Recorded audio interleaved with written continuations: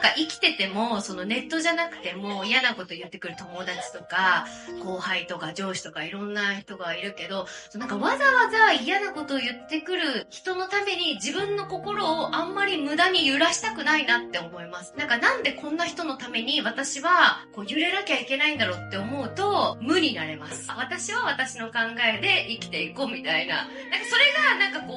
自分にとって確かにって思うことがあれば、そっちに自分も寄ってってもいいのかもしれないですけど、本当ただ嫌な言葉ってただ嫌な言葉じゃないですか。この人幸せじゃないんだなって思いますね。その時間をわざわざ私に使って文句を言いに来るって、もはや暇なのかなとか、